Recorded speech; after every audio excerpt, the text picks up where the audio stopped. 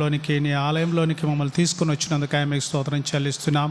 గత రాత్రి అంతా కాపాడారు, గత దినాలంతా కూడా కాపాడి మమ్మల్ని భద్రపరిచినందుకు మీకు స్తోత్రం చెల్లిస్తున్నాం. శుభ శుక్రవార సందర్భమున తండ్రి మీరు సులువబడిన ఆ దినాన్ని తండ్రి మేము జ్ఞాపకం చేసుకోవడానికి మరొకసారి మీ సన్నిధికి వచ్చింటుండగా దేవా గడిపే సమయం దీవెనకరంగాను ఆశీర్వాదకరంగాను చేయమని ప్రార్థిస్తున్నాం తండ్రి. రావాల్సిన వారిని త్వరపెట్టి తీసుకురమ్మని ప్రార్థిస్తున్నాం తండ్రి. ఈ మీటింగ్ ఆది అంతా మీరే ఉండమని ప్రార్థిస్తున్నాం దేవా. మరి మీరు ఈ లోకానికి వచ్చి సెలవులో మరణించిన యొక్క ఈ ఉద్దేశం ఏంటో అది సంపూర్ణముగా తండ్రి మరి ఈ దినాన మీరు జరిగించుకోమని ప్రార్థిస్తున్నాం. అందులో ఉన్న సారాంశం, ఉద్దేశం, సంకల్పం మరి మేము గుర్తెరిగి జీవించడానికి సహాయం చేయండి. చక్కగా దాన్ని మేము మరి అది ధ్యానిస్తూ తండ్రి మిమ్మల్ని ఆరాధించడానికి మరి మీ సిలువను గురించి తలపోసుకోవడానికి, సిలువలో మీరు ప్రాణం అర్పించుట ద్వారా మా పట్ల మీ ప్రేమ ఎటువంటిదైనది కనపరిచినావు, దాన్ని ధ్యానించడానికి నీ ఆలయంలోకి వచ్చింటున్నాం దేవా. మా హృదయాలు మీ మరి ఆరాధనలతోనూ అర్పణలతోనూ నింపమని ప్రార్థిస్తున్నాం తండ్రి దేవా. మరి ఎవరైతే రక్షణ లేకుండా వస్తున్నారో వారందరూ కూడా నీ వాక్యము ద్వారా మరి సెలవులో తమ కొరకై తమ పాపముల కొరకై చనిపోయారని తండ్రి వారు కూడా గుర్తెరుగులాగున వారి మనోనేత్రాలు వెలిగింపచేయమని ప్రార్థిస్తున్నాం. రక్షించబడిన మేము కూడా సెలవును తండ్రి తాజాగా తండ్రి మరి అనుభవించడానికి, సెలవును గురించి ధ్యానించి తలపోసుకుంటూ తండ్రి మరి సెలవు కార్యాన్ని మా హృదయములలో మరి జరగటానికి మేము కూడా అంగీకరించడానికి సహాయం చేయండి దేవా. మీ వాక్యం మరి మీ వాక్యంతో మాట్లాడమని ప్రార్థిస్తున్నాం. మెల్లని స్వరాన్ని వినిపింపచేయమని ప్రార్థిస్తున్నాం. మేము చేరువచ్చిన సమయం ఎంతో దీవెనకరంగాను ఆశీర్వాదకరంగాను మాకు చేరువచ్చిన ప్రతి ఒక్కరికి దీవెనకరంగా ఉన్నట్లుగా దేవా నీ ఉద్దేశం సంకల్పం నెరవేర్చుకోమని ఇక్కడే కాదు తండ్రి అనేక ప్రాంతాలలో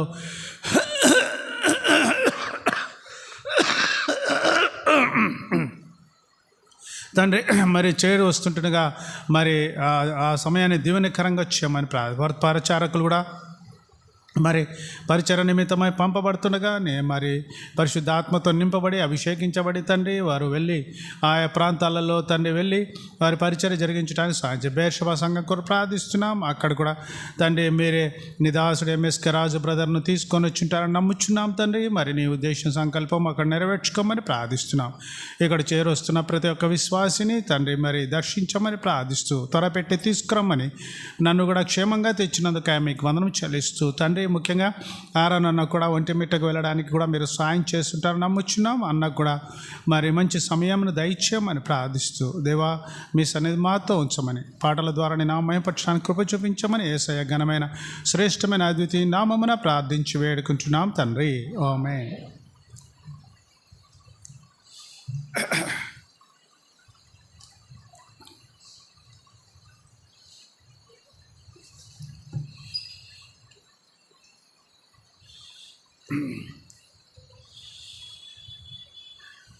పాట సంఖ్య 122 ఉదయం అర్పించేదం. 122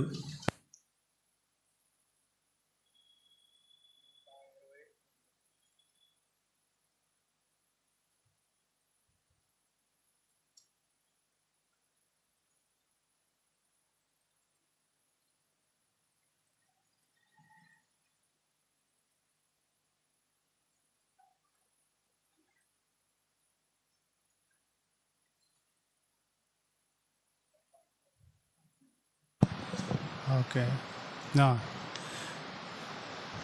బ్రదర్ విక్టర్, తిమోతి ఎవరు లేరా? Timothy, Victor, పుష్పరాజన.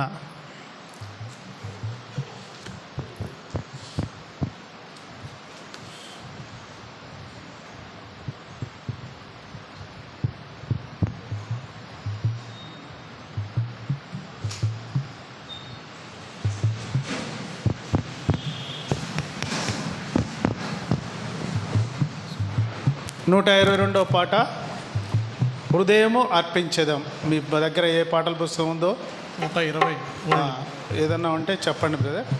వేరే నెంబర్ ఏదైనా ఉంటే 122. హృదయమర్పించెదము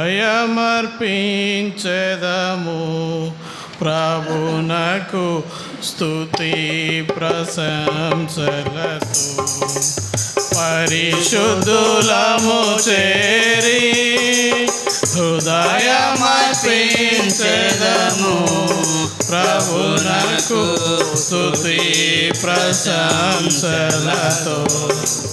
పరిశుద్ధులము చేరి పాప భారము మోయ వచ్చనే సుజగతి.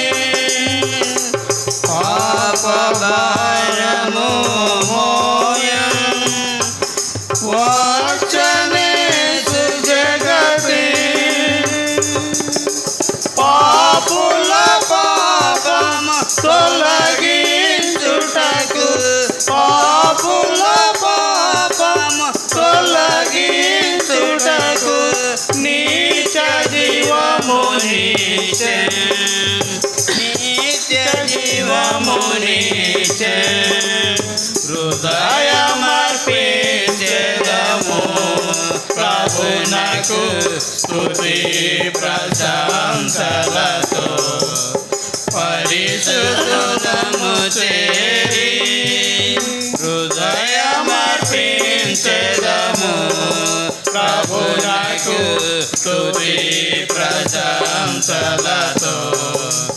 పరిశుద్ధులము చేరి సంకట క్లేశము భరించే నమ్రతతో దీనుడై. సంకట క్లేశము భరించే నమ్రతతో దీనుడై. రక్షణ ద్వారం తెరచెను ప్రభు.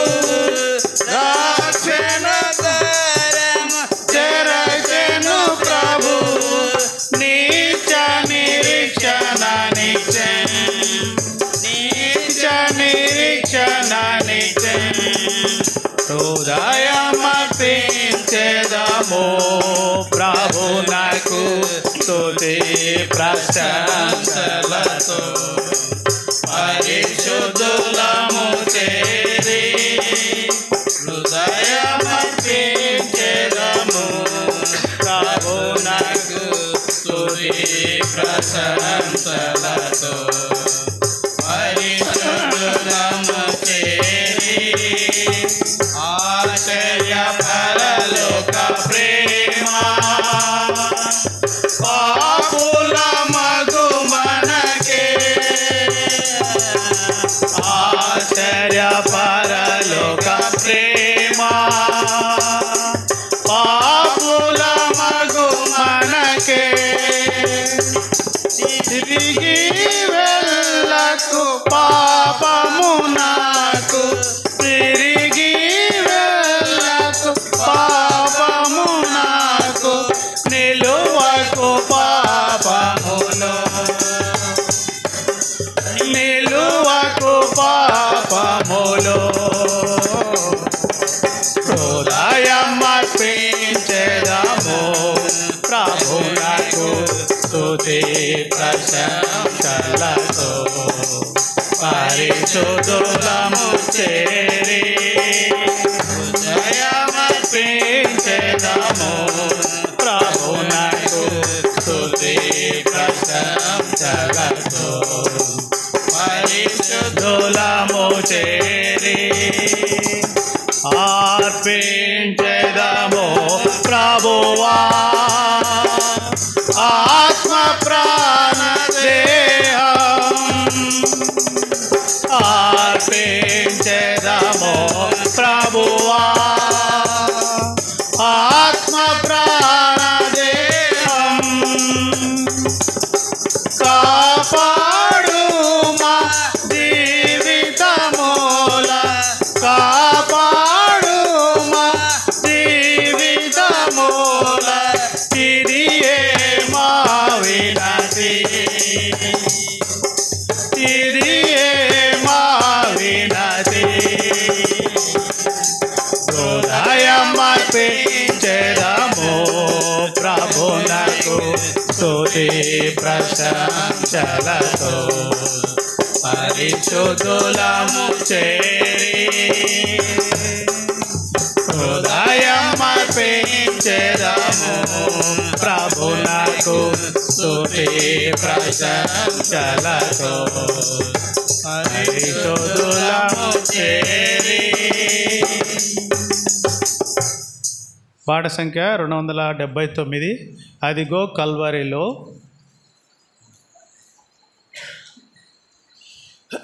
279 పాత పాటల పుస్తకంలో 276.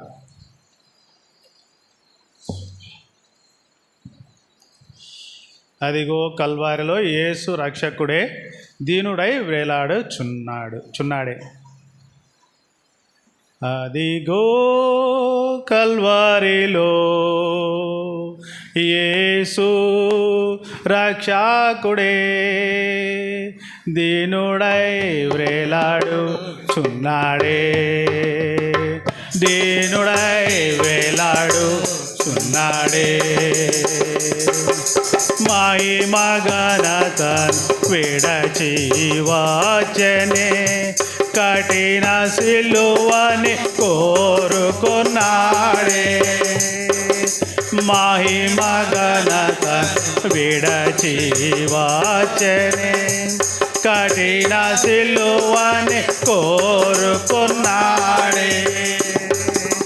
మాయ జగతులు నాశనముందక మాయ జగతులు నాశనముందక కౌగలించెను కల్వరిలో ప్రేమన్.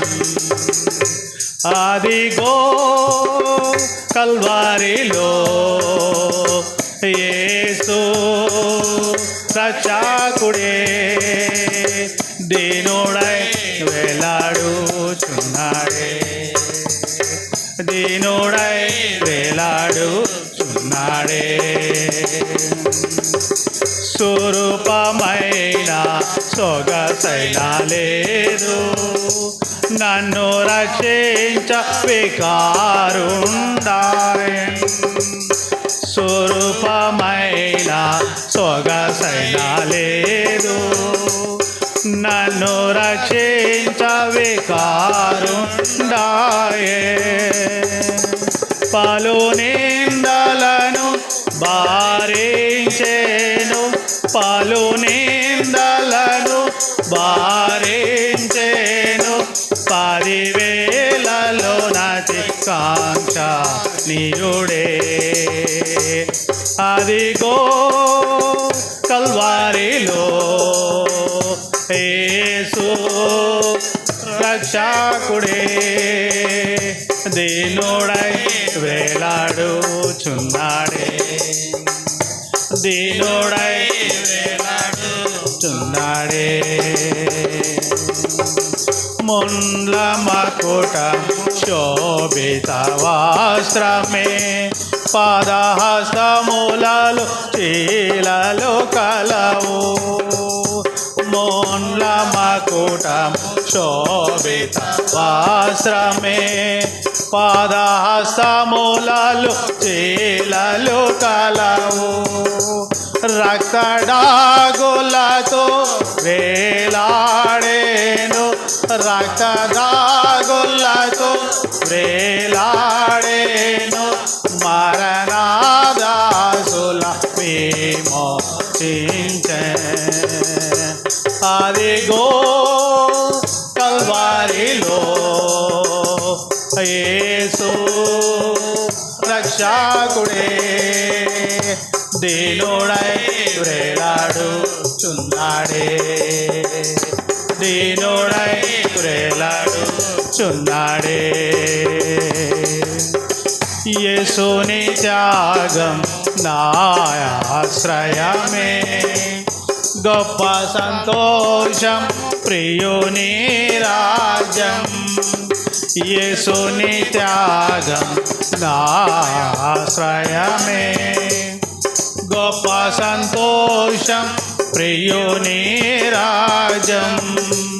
పాదజాడలలో నడచూటాయే పాదజాడలలో నడ చూతాయే నా జీవితమందయానందం.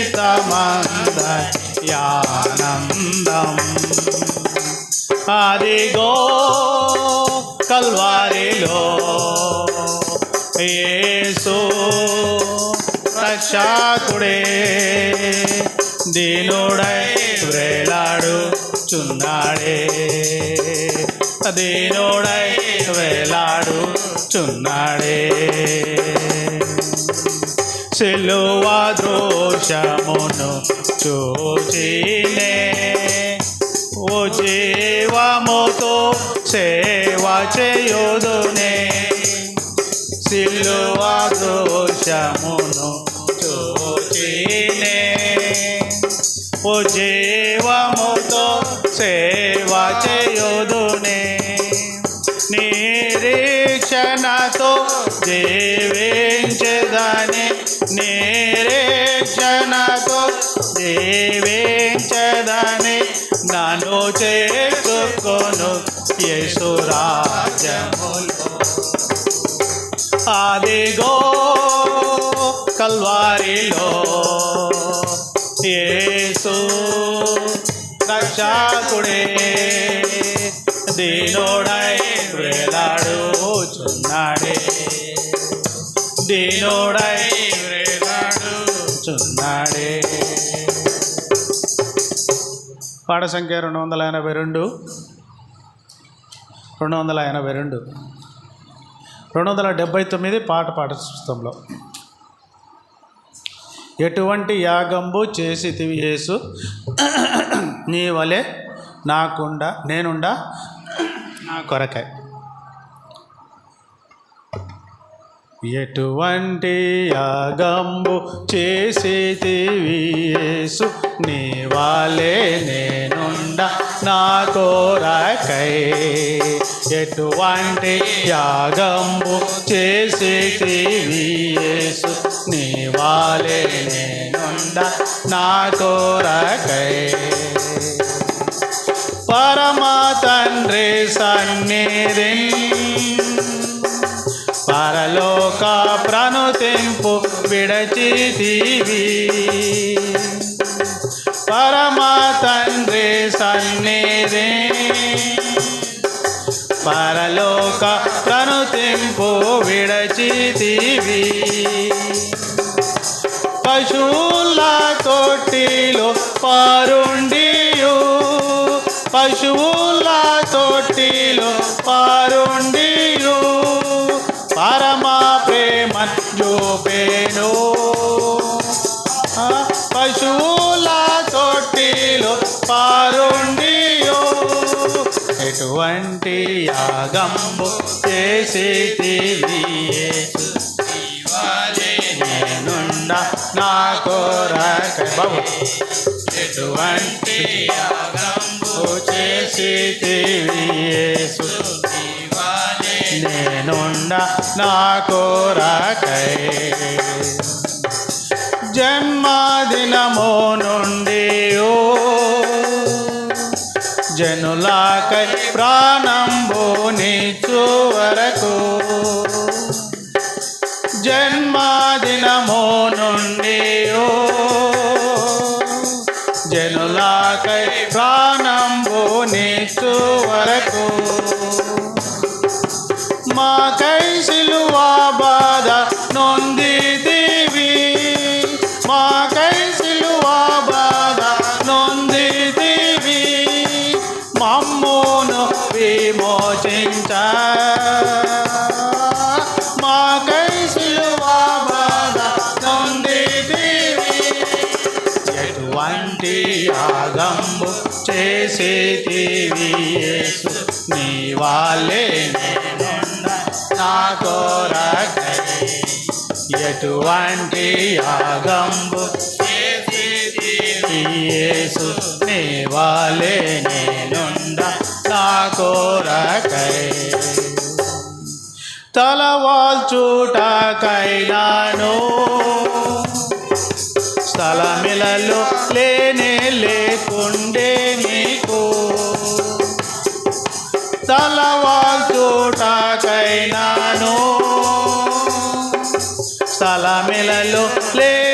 లేకుండే నీకు, నీ అడుగు జాడలో నేనుండాను, నీ అడుగు జాడలో నేనుండాను.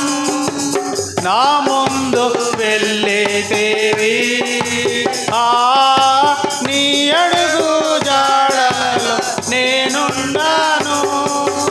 ఎటువంటి యాగంబు చేసేటివి నీ వాలే నేనుండ నా కోరకై.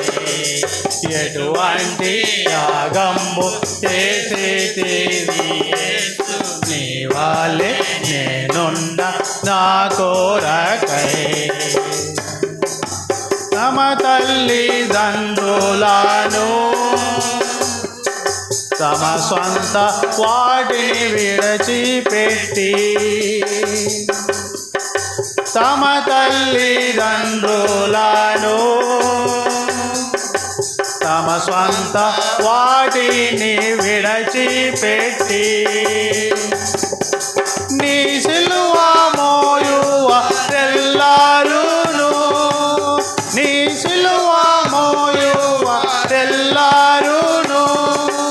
నీ మహిమ చూచెదారు. నీ సిలువ మోయువారెల్లారును. ఎటువంటి యాగంబు చేసేటివి యేసు నీ వాలే నేనుండ నా కోరకై. ఎటువంటి యాగంబు చేసేటివి యేసు నీ వాలే నేనుండ నా కోరకై. నీ శ్రమలు బాధలేగా నీ మహిమలోనికి తెచ్చే నిన్ను, నీ శ్రమలు బాధలేగా నీ మహిమలోనికి తెచ్చే నిన్ను. నీకైనా జీవమెల్ల నీయాను, నీకైనా జీవమెల్ల నీయాను. నీ శ్రమలేనే కోరేదన్ నీకైనా జీవమెల్ల నీయాను. ఎటువంటి యాగంబు చేసేటివి యేసు నీ వాలే నేనుండ నా కోరకై. ఎటువంటి యాగంబు చేసేటివి యేసు నీ వాలే నేనుండ నా కోరకై. నాయానంద మీవేగా నా ప్రభువ నాకిలలో వేరే వలదు. నాయానంద మీవేగా నా ప్రభువ నాకిలలో వేరే వలదు. నీ వెంట వెళ్ళాను నేనెరువాను, నీ వెంట వెళ్ళాను నేవెరువాను. నీ ప్రేమ నాలోనుండా, నీ వెంట వెళ్ళాను నేవెరువాను. ఎటువంటి యాగంబు చేసేటివి నీ వాలే నేనుండ నా కోరకై. ఎటువంటి యాగంబు చేసేటివి నీ వాలే నేనుండ నా కోరకై.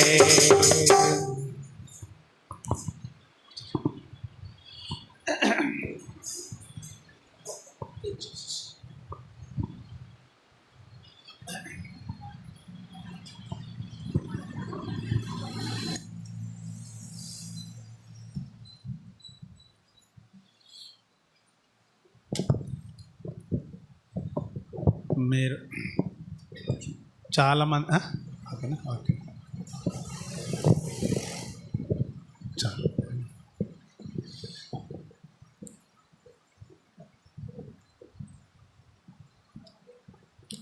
ఓకే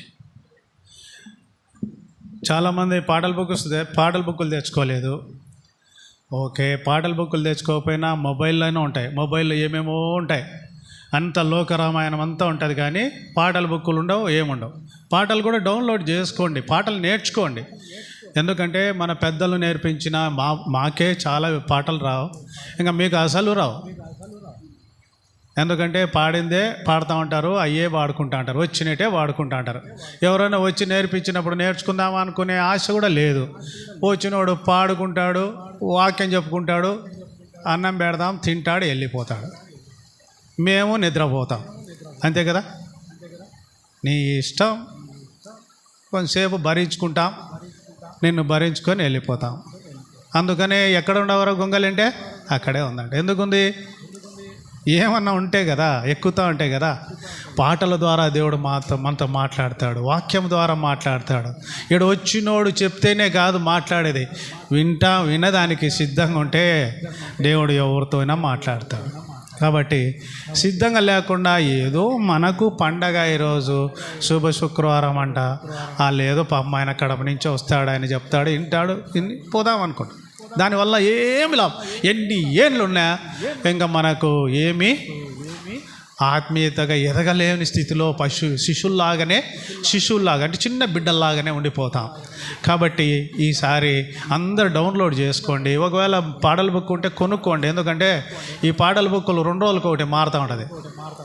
కాబట్టి ఒకవేళ కొనుక్కోలేకపోతే డౌన్లోడ్ చేసుకోండి. దాంట్లో అందరూ డౌన్లోడ్ చేసుకొని పాటలు నేర్చుకోండి. కడప నుంచి ఎవరన్నా వస్తారు, వారు పాటలు నేర్పించినప్పుడు నేర్చుకోండి. సరే, మనం ఇప్పుడు రెండు భాగాలు కలిగి ఉంటాం. ఇది ఆదివారం కాదు కదా, కాబట్టి ఒకటి కొద్దిసేపు వాక్యమైన తర్వాత కొద్దిసేపు ఆరాధన, దాని తర్వాత మళ్ళీ చివరి వర్తమానం చెప్పుకొని తర్వాత ముగించుకుందాం. సరే, ఇప్పుడు ఆరాధన కొరకు పౌలు తిమోతికి రాసిన మొదటి పత్రిక 2వ అధ్యాయం 5-6 వచనాలు కలిసి చదువుకుందాం. పౌలు తిమోతికి రాసిన మొదటి పత్రిక 2వ అధ్యాయం 5-6 వచనాలు, 2 వచనాలు కాబట్టి అందరు కలిసి చదువుకుందాం. దేవుడు ఒక్కడే, దేవునికిని నరులకును మధ్యవర్తియు ఒకడే, ఆయన క్రీస్తు నరుడు. ఈయన అందరి కొరకు విమోచన క్రయధనముగా తన్ను తానే సమర్పించుకుని దీనిని గూర్చిన సాక్ష్యము యుక్త కాలమందు ఇయ్యబడును. ప్రార్థన చేసుకుందాం. ప్రభువా, నాతో మాట్లాడు అని చెప్పి మీరు కూడా మనసుల్లో ప్రార్థన చేసుకుంటూ ఉండండి. ప్రేమగల తండ్రి, దయగలన దేవ, మరొకసారి ఉదయకాల సమయంలో శుభ శుక్రవారం సందర్భమున నీ సన్నిధిలోనికి రాగలటానికి మాకు ఇచ్చిన ధన్యతను బట్టి, మాకు ఇచ్చిన ఆధిక్యతను బట్టి మీకు స్తోత్రములు. ఎంతోమందికి లేని భాగ్యం తండ్రి, ఈ గ్రామంలో అతి కొద్ది మంది అయినా మాకు అనుగ్రహించావు. కాబట్టి నీ సన్నిధికి వచ్చినాం. ఎందుకు సెలవులో మరణించారో, మరణించడం ద్వారా మా జీవితాలలో కలిగిన మేలేంటో, లోకానికి అంతటికి కూడా మేలు కలగాలని నీ ప్రాణాన్ని అప్పగించావు కదా ప్రభువా. అందులో ఉన్న విశిష్టత ఏంటి, ప్రాముఖ్యత ఏంటి అని తెలుసుకోవడానికి, ఒకసారి ధ్యానించుకోవడానికి, దాన్ని బట్టి ఆరాధించడానికి మేము వచ్చి ఉంటుండగా గడిపే సమయముని దీవెనకరంగా చేయమని ప్రార్థిస్తున్నాం. చదవబడిన లేఖన భాగం ద్వారా కూడా నూతనమైన విధానంలో మాతో మాట్లాడమని స్పర్శించండి, సంధించండి.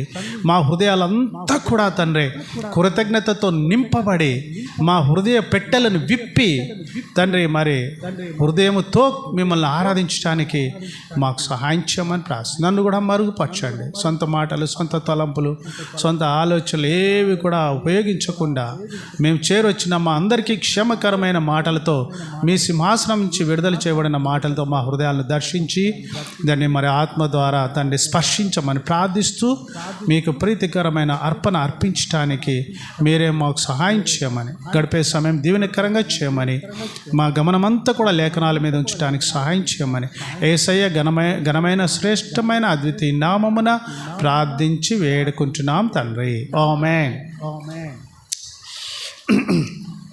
ఇక్కడ పౌలు తిమోతికి రాస్తూ ఉంటున్నాడు, దేవుడు ఒక్కడే, దేవునికిని నరులకును మధ్యవర్తియు ఒక్కడే, ఆయన క్రీస్తు యేసును నరుడు. కాబట్టి దేవుడు ఒక్కడే, దేవుడు ఒక్కడే ఉండేది. ఎంతమంది దేవుళ్ళు ఉన్నారు? ఉండేది దేవుడు ఒక్కడే. అందరూ దేవుడు ఒక్కడే అంటారు, కానీ మళ్ళీ వాళ్ళకి కావాల్సిన దేవుళ్ళను వాళ్ళని పెట్టుకుంటుంటారు. కానీ దేవుడు ఒక్కడే. ఆ దేవుడు మరి ఎవరు ఎందుకు వచ్చాడు మరి? ఎందుకంటే దేవునికిని నరులకును మధ్యవర్తి కూడా ఒకడే. దేవుడు ఒక్కడే, దేవునికిని నరులకు మధ్యవర్తి ఒక్కడే. ఆయన పేరు యేసు అన్నారుడు. సరే, దేవుడు ఎందుకు మధ్యవర్తిగా అయినా ఈ లోకానికి రావాల్సి వచ్చింది అంటే, మనము మరి యోబు 9:22-23లో, యోబు 9:22-32-33, యోబు గ్రంథం 9వ అధ్యాయం 32-33.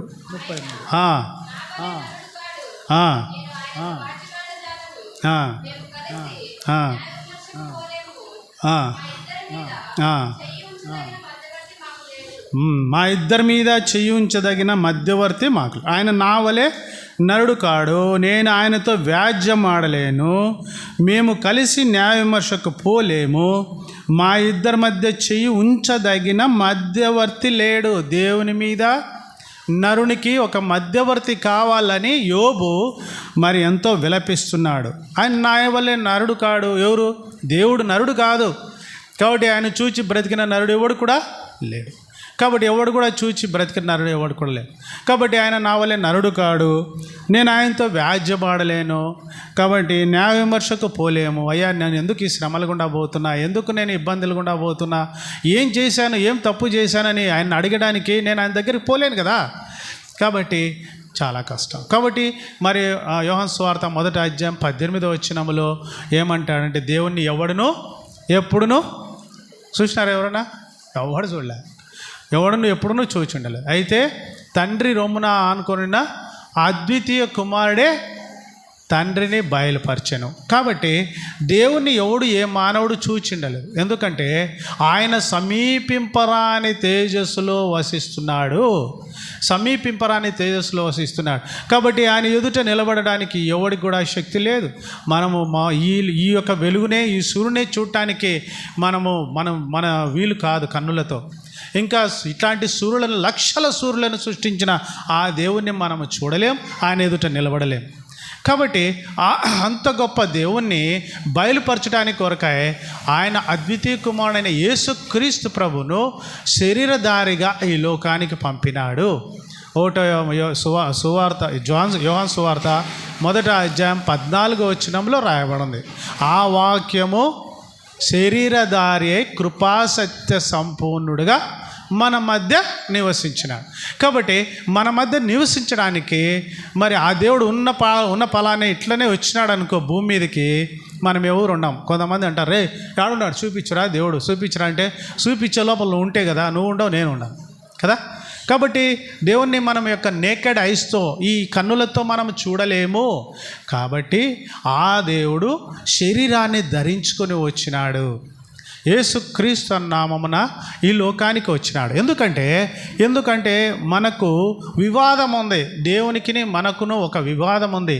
అందుకని చూడండి, మరి యెషయా గ్రంథం 1వ అధ్యాయం 18వ వచనం, రండి మన వివాదము తీర్చుకుందాము, మీ పాపములు రక్తం వల్లే ఎర్రనివైనను.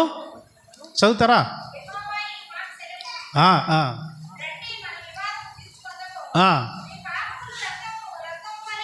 మీ పాపములు రక్తం వల్ల ఎర్రనైనను, అవి హిమము వలె తెల్లబడును, కెంపు వలె ఎర్రనివైనను, అవి గొర్రెబొచ్చు వలె తెల్లని వాగును. కాబట్టి మీ పాపములు ఎర్రనివైనను, మరి కెంపు, మరి గొర్రెబొచ్చు వలె, హిమ వలె నేను తెల్లగా. రండి మన వివాదం. దేవునికి మానవునికి ఉన్న వివాదం ఏంటంటే, మానవుడు దేవుని దగ్గరికి ఎందుకు వెళ్ళలేకపోతున్నాడు అంటే, దేవుడు మరి ఎందుకు పోలేకపోతున్నాడు? మానవుని పాపం. అందుకని 59 యెషయా గ్రంథంలో అంటాడు, దేవునికి మీకును ఏమొచ్చినాయంటే మధ్యలో మీ పాపములు అడ్డుగా వచ్చినాయి. ఏం అడ్డుగా వచ్చినాయంటే, మన పాపములు దేవుని దగ్గరికి పోవడానికి అడ్డుగా వచ్చినాయి. అందుకనే రోమా 5:10 ఒక మాట అంటాడు. రోమా 5:10 మనము శత్రువులమై ఉండగా 5:10 మనం ఏలైనగా శత్రువులమై ఉండగా ఆయన కుమారుడు. కాబట్టి ఆయనకు శత్రువులమైన, కాబట్టి ఆయనకు శత్రువులమైన, ఆయన దూరస్థులమైన, నిర్దేవులమైన, దేవుడు లేని వారం ఉన్నాం. అలాంటి మన దగ్గరికి ఆ దేవాది దేవుడు దిగి రావాల్సి వచ్చింది. ఎందుకంటే మధ్యవర్తిగా మన మధ్యకు దిగి రావాల్సి వచ్చింది. కాబట్టి మధ్యవర్తి, ఇద్దరు కొట్లాడుకుంటున్నారు అనుకోండి, ఇద్దరు ఫైటింగ్ చేసుకుంటున్నారు, వారిద్దరు శత్రువులుగా ఉన్నారు. వారిద్దరిని సమాధానపరచాలంటే ఎవరు కావాలి? మధ్యవర్తి కావాలి. ఇప్పుడు ఇశ్రాయేల్ దేశము హమాసు వాళ్ళు కొట్లాడుకుంటున్నారు. వాళ్ళు ఎన్నో సంవత్సరం పైనుంచి కొట్లాడుతున్నారు, మరి బాంబులు వేసుకుంటున్నారు, చంపుకుంటున్నారు. మధ్యవర్తిత్వానికి మరి ఇరుపక్షాల వారు అంగీకరించడం లేదు. ఎంతోమంది ప్రాణనష్టం జరుగుతూ ఉంది, ఘోరమైన నష్టం జరుగుతుంది. కారణం ఏంటంటే సరైన మధ్యవర్తి లేడు. ఇద్దరికి నచ్చ చెప్పడానికి మధ్యవర్తి లేడు. మా ఊర్లో మా అబ్బా ఉండాడు. మా అబ్బా అంటే మా నాన్న. సరే, ఆయన చాలా స్పష్టమైన తెలుగు మాట్లాడతాడు. మా దగ్గర అంతా సంస్కృతం మాట్లాడతారు. సంస్కృతం అంటే చెడ్డ మాటలే అనుకోండి, పల్లెటూరు మాటలు. ఆ మాటలు మాట్లాడుతూ ఉంటారు. కానీ మా అబ్బా మాత్రం చాలా ప్యూర్ తెలుగు మాట్లాడతాడు. సరే, ఇప్పుడు ఆయనకు 10 ఎకరాల పొలం ఉంది, పని చేసేవాడు కాదు. కాబట్టి సావిడి దగ్గర కూర్చుండేవాడు. సావిడి దగ్గర అంటే సెంటర్లో కూర్చుండేవాడు. సెంటర్లో కూర్చోంటే మరి వివాదాన్ని ఇద్దరు కొట్లాడుకొని వస్తూ ఉంటారు, పంచాయతీలకు వస్తూ ఉంటారు. పూర్వదినాలలో కోట్లు గీట్లు అనేది ఎవరికి తెలియదు. ఇప్పుడు అందరికీ తెలుసు, మనకు కూడా తెలుసు, మన సంఘాలలో కూడా తెలుసు సెక్షన్లతో పాటు. కానీ ఆ దినాలలో ఎవరికీ తెలియదు. కాబట్టి పంచాయతీ కోసం పోయేవాళ్ళు. ఆయన వచ్చేసి ఆయనకి పని బాట లేకుండా ఆడ కూర్చొని ఉంటాడు మా అబ్బా. సరే, ఆయన ఇద్దరు వస్తారు. ఇద్దరు వచ్చిన తర్వాత చూడయా, నా దగ్గర ఇంత లెక్క తీసుకున్నాడు, అదే తీసుకున్నాడు, వడ్డీతో సహా కట్టాలా, అసలు కట్టాలే, వడ్డీ లేదు, అసలు లేదు, ఏమి లేదు. మరి 10,000 తీసుకున్నాడు, 10 లక్షలు అయింది. నేను ఏడగలదు స్వామి, నేను ఏడగలదు అని ఈయన అంటాడు. ఆయన నా డబ్బులు ఇవ్వకపోతే ఎట్లా అని ఆయన అంటాడు. ఇద్దరు కొట్లాడుకుంటూ అంటారు. సరే, నేను ఇస్తాను స్వామి అని చెప్తాడు. చెప్తే సరే, ఎప్పుడు ఇస్తారా? 2 సంవత్సరాల్లో ఇస్తా అంట. ఎవరు గ్యారంటీ దీనికి? ఎవరు పూచిస్తారు అని చెప్తానే మా అబ్బాయిలే, నేను ఇంటపోరా, వాడు ఇకపోతే నేను ఇస్తాపో అని చెప్పి వాడు ఇచ్చేది లేదు, పెట్టేది లేదు, ఉండేదంతా పోయింది. వీడు వచ్చి మధ్యలో అడుగుతాడు, నువ్వు ఉన్నావు కదా మధ్యవర్తిగా. కాబట్టి వివాదము ఆ రోజు సమస్య పోవడానికి చేసినావు కరెక్టే. ఇప్పుడు వాడేమో డబ్బులు చెల్లించలేదు, ఇప్పుడు నువ్వు చెల్లించు అని చెప్పి ఇచ్చేవాడు. అన్ని 10 ఎకరాలు కూడా పోయింది. ఎండావాన ఇంట్లోనే ఉంటుంది. ఆ పరిస్థితికి దిగజారింది. కారణం ఏంటంటే మధ్యవర్తి దగ్గర కూడా డబ్బులు అన్నీ అయిపోయినాయి. అయితే ఈ మధ్యవర్తి అట్లాంటి వాడు కాదు. కాబట్టి 49 కీర్తన 49 7వ వచనం నుంచి చదవండి అమ్మా. 49 కీర్తన 49వ కీర్తన 7, 8, 9. ఎవడును ఏ విధం చేతనే నేను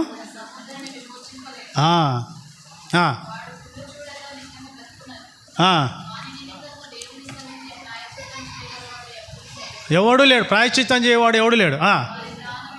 వాని ప్రాణ విమోచన ధనము బహు గొప్పది, అది ఎన్నటికీ తీరక అట్లుండవలసినదే. కాబట్టి వాని ప్రాణ విమోచన ధనము బహు గొప్పది, అది ఎన్నటికీ తీరకుండా అట్లుండవలసినదే. కాబట్టి మానవుని యొక్క ప్రాణ విమోచన ధనం అంటే వాని ప్రాణమును విడిపించడానికి చెల్లించాల్సిన ధనము, క్రయమో అది బహు గొప్పది. ఎవడు తీర్చలేడు, ఎవడు తీర్చలే, అది ఎట్లా ఉండాల్సిందే. అయితే మానవుని యొక్క దుస్థితిని చూచి ఆ దేవాది దేవుడు మానవుడు చెల్లించలేదు. తప్పు చేసినాడు కరెక్టే, అప్పు చేసినాడు కరెక్టే, వడ్డీతో పాటు వడ్డీ ఎక్కువైపోయింది, ఏం చెల్లించలేని స్థితిలో ఉన్నాడు. ఇప్పుడు మరి చెల్లించకపోతే అతను ఏమో ఇచ్చినోడేమో అడుగుతున్నాడు, ఏమయ్యా నువ్వు చెల్లించకపోతే ఎట్లా అనేసి. ఇప్పుడు ఏమంటున్నాడు మధ్యవర్తి నేను ఉన్నా పో అని చెప్పి భరోసా ఇచ్చే మధ్యవర్తి కావాలి.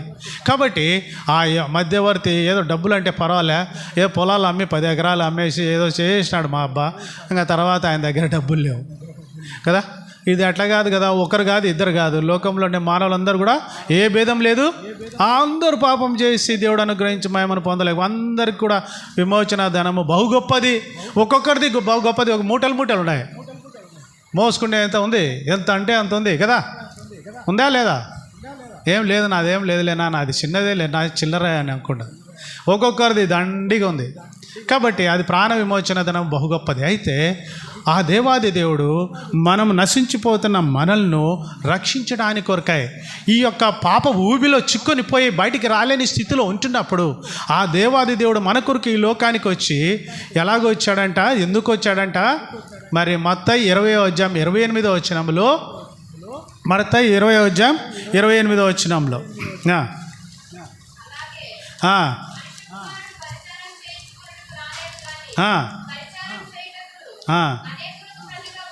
అనేకులకు ప్రతిగా విమోచన క్రయధనముగా తన ప్రాణం నిచ్చుటకు వచ్చానని చెప్పాను. ఎందుకు వచ్చినాడు మనిషి కుమారుడు అనగా యేసుక్రీస్తు ప్రభు ఎందుకు వచ్చినాడు ఈ లోకానికి? ఎవరన్నా అడిగితే నువ్వేం చెప్తావు? ఏం మతస్థాపకుడు? లోకం చెప్పేది ఏంటంటే యేసుక్రీస్తు క్రైస్తవ మతస్థాపకుడు, అంతే వాళ్ళు తెలిసింది.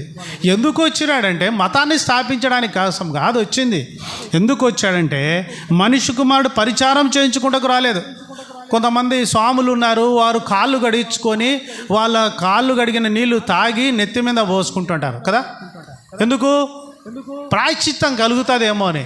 వాడి పాపమే ఎక్కువైపోయి ఆడాడో తిరిగిటాయి కాళ్ళు. కాబట్టి ఆ కాళ్ళు గడిగితే మనకేం వస్తుంది?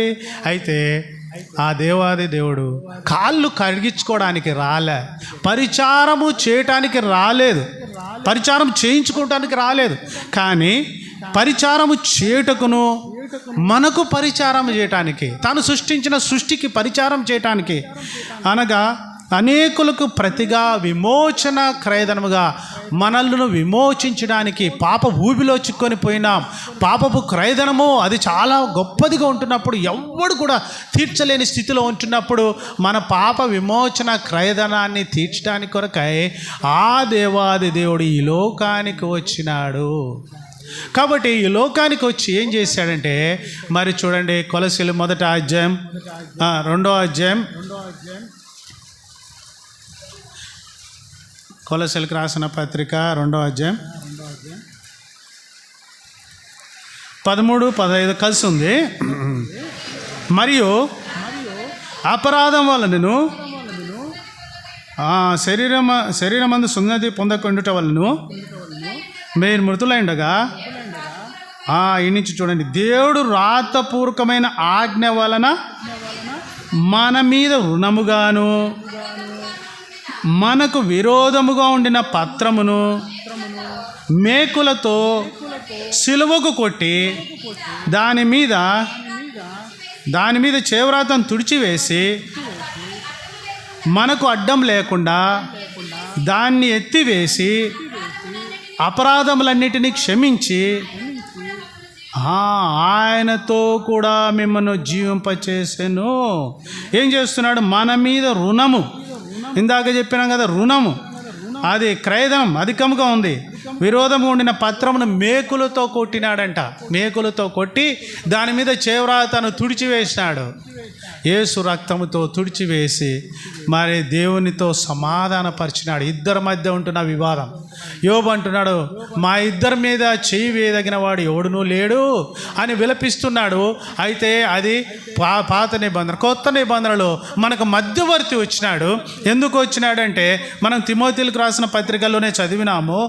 మరి 2వ అధ్యాయం 6వ వచనంలో ఈయన అందరి కొరకు విమోచన క్రయధనముగా తన్ను తానే సమర్పించుకొనెను. ఎవరి బలవంతముగా కాదు, నిన్ను నన్ను విడిపించడానికి మన పాపపు రుణపత్రాన్ని మేకులకు కొట్టివేసి దానిపైన ఉన్న చేవ్రాతనంతటిని ఎంతెందుండాయో, నువ్వు అబద్ధం ఆడిన దానికి ఇంత, నువ్వు దొంగతనం చేసిన దానికి ఇంత, చీకట్లో నువ్వు ఎన్నో పాపాలు చేసినావు, ఎవరు చూడలేదులే ఎన్నో పాపాలు చేసావు, వాటన్నిటికీ లిస్టు వేస్తే అది ఇంకా తీరక అట్లుండవలసినదే. నిత్యత్వంలో అంతా కూడా నువ్వు దేవునికి బానిస ఎంత చేసినా కూడా తీరక అట్లుండవలసినదే. అయితే ఆ రుణపత్రాన్ని మేకులకు కొట్టి దాని మీద చేవ్రాతను యేసు రక్తంతో తుడిచివేశాడు. అయ్యా ఇదిగో నేను భరిస్తున్నా, ఆ క్రయధనాన్ని నేను చెల్లిస్తున్నా అని చెప్పి ఆయన శిలువలో మన కొరకై తన ప్రాణాన్ని అర్పించాడు. తన్ను తాను సమర్పించుకొనెను అని రాయబడి ఉంది. కాబట్టి ఎవడో బలవంతం చేస్తే యూదులు పట్టుకోబోయినారు.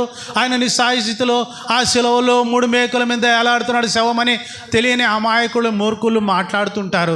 ఎందుకు వేలాడుతున్నాడు? ఆ వేలాడుతున్న వ్యక్తి ఇంతమంది జీవితాలను ప్రభావితం చేస్తున్నాడు. అంటే కారణం ఏంటంటే ఆ శిలువలో ఆయన చేసిన త్యాగము ద్వారా మానవుని పాపానికి విమోచన క్రయధనము చెల్లించబడింది, ప్రాయశ్చిత్తం కలిగించబడింది. అదే 1 యోహాను 2వ అధ్యాయం 3వ వచనంలో అనుకుంటాను, ఆయన మన పాపములకమే మాత్రమే కాదు సర్వలోకమునకును ప్రాయశ్చిత్తమై ఉన్నాడు. ప్రాయశ్చిత్తం కలిగజేసిన వాడు ఈ లోకంలో ఎవడు కూడా లేడు. నీ కర్మ నువ్వు అనుభవించాల్సిందే అని ఇతర మతాలు చెప్తున్నాయి. ఏమంటున్నా, నువ్వు పాపం చేసినావా, సావు నువ్వే అనుభవించు. వచ్చే జన్మలో నువ్వు కుక్కగా పుడతావు, నక్కగా పుడతావు, ఏందేందో కథలు చెప్పి మరి అవి తప్పించుకుంటున్నాయే. కానీ యేసు ప్రభు అలా చెప్పడం లేదు. నీ పాపములకు ప్రాయశ్చిత్తం కలగడానికి కొరకై క్రయధనాన్ని సిలువలో చెల్లిస్తున్న ఆ యొక్క రుణపత్రాన్ని మేకులు కొట్టివేసి దాని మీద ఉన్న చేవ్రాతను తుడిచివేశా. ఎప్పుడు తుడిచివేస్తారు? చెల్లించేసిన తర్వాత. కాబట్టి మేకులతో చేవ్రాతనంతని తుడిచివేసి మనకు ఆయనతో పాటి జీవింపజేసిన వాడుగా ఉన్నాడు, ఆయనతో పాటు జీవింపజేసిన వాడుగా ఉంటున్నాడు. కాబట్టి దేవుని ప్రేమ ఎంత గొప్పది. అందుకనే ఒక రాయబడి ఉంది 1 యోహాను 4వ అధ్యాయం 10వ వచనంలో, 4వ అధ్యాయం 10వ వచనం, మనము దేవుని ప్రేమించితిమని కాదు, ఆయనే మనల్ని ప్రేమించి మన పాపముల నిమిత్తము, మన పాపములకు ప్రాయశ్చిత్తము కలుగజే నిమిత్తము తన కుమారుని లోకానికి పంపినాడు. కాబట్టి మన పాపములకు ప్రాయశ్చిత్తం కలిగజేసేదాని కొరకే తన కుమారుని లోకానికి పంపినాడు. వేరే దానికోసం రాలే, ఏదో అద్భుతాలు చేసేదాని కొరకు 5 రొట్టెలు తీసుకొని 5,000 మందికి పంచి నీళ్ళ మీద నడిచేదాని కాదు. ఆయన దేవుని నుంచి వచ్చిన దేవుని కుమారుడని తెలియజేయడానికి మాత్రమే అవి ఉంటున్నాయి. కానీ అవి మనల్ని పరలోకానికి తీసుకుపోవు. కాబట్టి మరి ఎందుకు వచ్చినాడంటే మన పాపములకు ప్రాయశ్చిత్తం కలుగజేయడానికి కొరకై ఆయన ఈ లోకానికి వచ్చాడు, తన కుమారుని పంపాను. ఇందులో ఏముంది? ప్రేమ ఉంది. ప్రేమించినాడు కాబట్టే పంపించినాడు. కాబట్టి మరి దేవుడు మనల్ని ప్రేమించకపోయినంటే మరి మనం నాశనం అయిపోయినాం కదా. ఇప్పుడు మనం పేపర్ రాస్తా అంటాం, దాంట్లో సరిగ్గా రాయకపోతే మనం ఏం చేస్తాం? అట్లా తీసేసి అక్కడ పడేస్తాం కదా. దేవుడు మన అట్లా పడేయలేదే. మనల్ని మూర్ఖులుగా ఉన్నాం, మన దుష్టులుగా ఉన్నాం, మన నీచులుగా ఉన్నాం. మన కథ ఒక్కొక్కటి చెప్తే ఒకడు బయటికి పోతే ఒక ఆయన అంటాడు, చర్చిలోనే కొట్లాడతా, ఏమనుకునేవరా నా పేరు, ఓరి నీ వాక్యం చెప్తే కదా ఎంతసేపు, ఏమనుకున్నా నేనంటే ఎవడనుకున్నా అంత ఉంది. ఇట్లాంటి కోసం ఆయన సెలవులో బలైనాడు. ఇట్లాంటి మన కోసం ఆయన సెలవులో బలై. మొట్టమొదట తన్ను తాను ఎందుకు అర్పించుకున్నాడు అంటే విమోచన క్రయధనముగా ఉండటానికి ఎందుకంటే ఎవరు బలవంతంగా కాదు. అందుకనే యోహాను సువార్త 10వ అధ్యాయంలో ఒక మాట అంటాడు. యోహాను సువార్త 10వ అధ్యాయం, యోహాను సువార్త, ఎవరో బలవంతము ద్వారా ఏదో యూదులు పట్టుకొని పోయి ఆయన సిలువ వేసినారని అనుకుంటారేమో. కానీ 10వ అధ్యాయం 18వ వచనం, ఎవడను నా ప్రాణమును తీసుకొనడు, నా అంతటా నేనే దాన్ని పెట్టుచున్నాను, దాన్ని పెట్టుటకు నాకు అధికారం కలదు, దాన్ని తిరిగి తీసుకుంటకు నాకు అధికారం కలదు. నా తండ్రి వలన ఆయన ఆజ్ఞను పొంది తిని, పెట్టడానికి తీసుకోవడానికి అధికారం కలదు. మనకు పెట్టచ్చు కానీ తీసుకుంటామా? తీసుకోలేం. రైలు కింద తలకాయ పెట్టచ్చు, పెడితే ఏమవుతుంది? సస్తాం. ప్రాణం తీసేసుకోవడానికి అధికారం ఉందేమో, అధికారం లేదు, జైల్లో వేస్తారు. సూసైడ్ చేసుకుంటారంటేనే వెంటనే శిక్షిస్తారు. నీ ప్రాణం నువ్వు తీసుకోవడానికి కూడా అధికారం లేదు. సరే, ఓకే, ఎవరికి తెలియకుండా నువ్వు పోయి పెట్టేసుకోవచ్చు, కానీ వెంటనే వెనక్కి తీసుకోలేవు. అయితే ఎవరు తీసుకోగలరు అంటే దేవుడే. కాబట్టి నా ప్రాణం పెట్టడానికి అధికారం, దాన్ని తీసుకోవడానికి అధికారం కలదు. నా అంతటా నేనే దాన్ని పెట్టుచున్నాను. నా అంతటా నేనే నీ కొరకు నిన్ను ప్రేమించి నీ పాపములకు ప్రాయశ్చిత్తం కలగజేయడానికి కొరకే పెట్టుచున్నాను. తన్ను తాను సమర్పించుకున్నాడు. రెండోదిగా చూడండి, మరి హెబ్రీయులకు రాసిన పత్రిక 9వ అధ్యాయం 14వ వచనం, 9వ అధ్యాయం 14వ వచనం.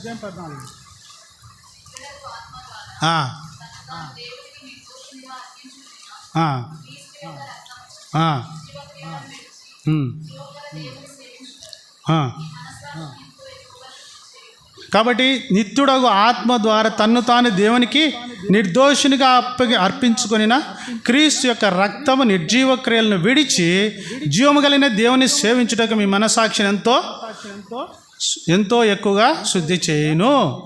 కాబట్టి ఇక్కడ ఏమంటే నిర్దోషి రక్తం కావాలి.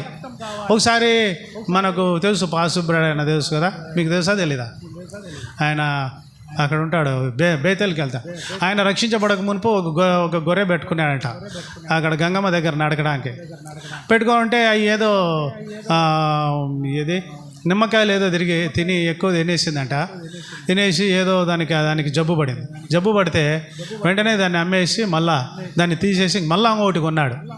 అంటే దోషము లేనిది, కలంకము లేనిది, గాయపం లేనిది, ఏమీ లేని మరి నిర్దోషమైన గొర్రెపిల్ల కావాలి.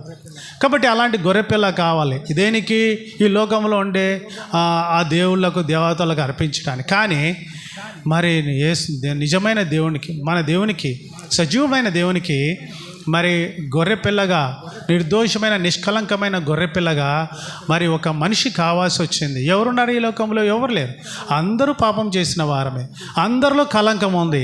కాబట్టి పాపము లేనివాడుగా ఈ లోకంలో జన్మించింది యేసుప్రభు ఒక్కడే. ఆయనే నిర్దోషి, అంత నిర్దోషినిగా అర్పించుకున్న, తన్ను తాను దేవునికి నిర్దోషినిగా అప్పగించుకున్న క్రీస్తు రక్తం ఏం చేస్తుంది అంటే, సిలువలో కార్చిన రక్తం నిర్జీవ క్రియలను విడిచి జీవము కలిగిన దేవుని సేవించడానికి మనకేం చేస్తుందంట? ఎంతో ఎక్కువగా మనస్సాక్షిని శుద్ధి చేస్తుందంట. కాబట్టి ఎందుకు అర్పించుకున్నాడంటే సిలువలో తను రక్తాన్ని కార్చి. అందుకనే మత్తయి 26:28 ఒక మాట అంటాడు. ఏమంటాడు? ఇది నా రక్తం అనగా అనేకుల పాప క్షమాపణ కొరకై చిందించబడుతున్న నిబంధన రక్తం. ఆ రక్తము ద్వారానే మనకు పాప క్షమాపణ. ఇంకొక చోట అంటాడు, 1 పేతురు 1:18 ఏమంటాడంటే, మరి ఆ అమూల్యమును నిర్దోషమైన నిష్కలంకమైన రక్తం అని రాయబడింది. అమూల్యము 19 అమూల్యమైన రక్తము చేత అనగా నిర్దోషమును నిష్కలంకమగు గొర్రెపిల్ల వంటి క్రీస్తు రక్తము చేత విమోచించబడితే. అది అమూల్యమైన నిర్దోషమైన నిష్కలంకమైన రక్తము చేత మనల్ని విమోచించాడు, మనల్ని శుద్ధి చేశాడు. కాబట్టి రెండోదిగా తను తాను ఎందుకు అర్పించుకున్నాడంటే, ఆ రక్తాన్ని చిందించడం ద్వారా మన మనస్సాక్షిని ఎంతో ఎక్కువగా శుద్ధి చేయడానికి కోసమే. ఇంతకుముందు మనస్సాక్షి లేదు. వాడిని ఎట్టంటే తిడతా ఉంటాం, ఎట్టంటే కొడతా ఉంటాం, ఎట్టంటే ఎవడు ఎట్టన్నా పోడి నేను బాగుండాలా అనే ఒక తాత్పర్యంతో జీవిస్తూ మోసము, దగ, అసూయ, పగ ఇవన్నీ కలిగిన వారముగా ఉంటిమే. అయితే ఇప్పుడు యేసుప్రభు రక్తం మనల్ని కడిగి వేసింది. అయ్యో ఇది తప్పు, ఈ మాట అనకూడదు కదా, ఇలాగ ఆలోచించకూడదు కదా, ఇలాంటి తలంచకూడదు కదా అని మనసాక్షిని ఎక్కువగా మనకు యేసు రక్తం శుద్ధి చేయడానికి ఆయన తను తాను అప్పగించుకున్నాడంట. మరి గలతీలు 1:4 ఇంకొక విషయం అక్కడ తెలియజేయబడింది.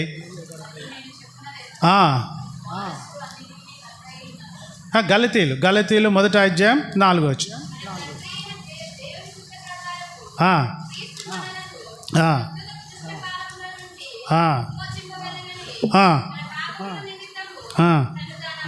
తన్ను తాను అప్పగించుకున్నాడు. ఎందుకు అప్పగించుకున్నాడంటే, క్రీస్తు మనల్ని ప్రస్తుత దుష్టకాలంలో నుండి విమోచింపవలనని, మన పాపముల నిమిత్తము దుష్టకాలము ఈ లోకములో నుండి విమోచించబడాలని. ఈ లోకంలో ఏముందంట? ఈ లోకం ఎవరి దగ్గర ఉందంట? మొదటి యోహాను 5:5 ఉంది. ఏమన్నది? లోకము దుష్టుని యందు ఉంది అని రాయబడింది. కాబట్టి లోకంలో ఉన్నదంతా శరీరాశ, నేత్రాశ, జీవబుడమం. దీని చేత పట్టబడి మనుషుడు పీడించబడుతున్నాడు. ఇంకా సంపాదించాలా. కాబట్టి ఈ లోకంలో మనం చూస్తున్నాం, ఇంకా సంపాదించాలి, ఇంకా శరీరాశ అనుభవించాలా, నేత్రాశ చూసిందంతా కావాలా, జీవబుడంబం చూడరా నాకు ఎంత ఉందో అని చూపించుకోవాలా లోకానికి. ఇది ఈ లోకం చేత పట్టబడినాం, బానిసలమైపోయినాం. అయితే మనల్ని మరి ఆయన విడిపించడానికి కొరకాయ తను తాను అప్పగించు. యేసుప్రభు ఎందుకు సెలవులో చనిపోయినాడంటే, ఈ లోకం యొక్క బంధకాలలో నుంచి విడిపించి. అంటే చాలామంది చెప్తారు బంధకాలలో విడిచిపోవాలని. అన్ని మతాలలో ఉన్నారు. కొంతమంది పోయి కొండల మీదకి పోతున్నారు. కొండల మీదకి పోవాల్సిన అవసరంలే, గుట్టల మీదకి పోయి తపస్సులు చేసుకొని గుహలలో తపస్సు చేసుకోవాల్సిన అవసరంలే. ఉండవలసిన చోటనే ఉండు, నీకు ఇచ్చిన బాధ్యతలు నెరవేర్చుకుంటూ సంసారం జీవిస్తూ నువ్వు ఎలాగుండాలి అంటే వాటన్నిటి నుంచి నిన్ను తప్పిస్తాడు, ఆ బంధకాల నుంచి విడిపిస్తాడు. సరే, మరి 4వదిగా ఏం చేస్తున్నాడు? 2వ అధ్యాయం తీతు 2:14 ఆయన సమస్తమైన దుర్నీతి నుండి మనలను విమోచించి సత్క్రియలందు ఆసక్తి గలవారినిగా తన కోసము పవిత్రపరచుకొని తన శక్తిగా చేసుకున్నటకు తన్ను తానే మన కొరకు ఎందుకు అర్పించుకున్నాడు? తన సొత్తుగా చేసుకోవడానికి. ఎందుకు సొత్తుగా చేసి ఏం చేయాలా? సత్క్రియలందు ఆసక్తి గల వారినిగా మనం చేయడానికి. కాబట్టి సత్క్రియలందు ఇంతకుముందు దుర్నీతి ఎందు కాలం గడుపుచుంటే అయితే మనల్ని విమోచించి సత్క్రియలందు ఆసక్తి గల వారినిగా మనం చేస్తున్నాడు. ఒకసారి మీ ఊరే డేనార్పల్లిలో మా మామ ఒక ఆయన ఉన్నాడు, గంగిరెడ్డి అని, చంపేసినారు ఆయన అనేవాడు, ఏం ఓయ్ నువ్వు కూడా దీంట్లో దిగినావు అని చెప్పి ఎగతాళి చేసేవాడు. బాగా మంచి కడతాడు, చూసింటారా పెద్దవాళ్ళకి తెలుసు. ఆయన ఉండేవాడు. ఆయన అంటే ఏమో కానీ నేను మరి ఏమనుకోదు, ఏమో కానీ మా ఊర్లో వాళ్ళు కొంతమంది మా యేసుప్రభుని నమ్ముకున్నారు. అప్పుడు ఏమన్నీ పోతాండేటి మా పొలాలలోటి, ఇప్పుడు ఏం పోలే అని చెప్పి. అంటే అప్పుడు ఏంటి ఎట్లా అంటే అటు పోతాండేటి, ఇప్పుడు బాగా ఏం జరగడంలే అని చెప్పి సాక్ష్యం ఇచ్చినాడు. వాళ్ళు నిజంగా ఇప్పుడు ఎట్లా మారినారు పోయి, నిజంగా వాళ్ళు చాలా మంచి, నువ్వు మారమా సర్లే పోయి గమ్మనుండు అని చెప్పి నన్ను తిట్టావు. అంటే వాళ్ళు మారినారు అని చెప్పి ఆయన మారినాడని సంతోషపడుతున్నాడు.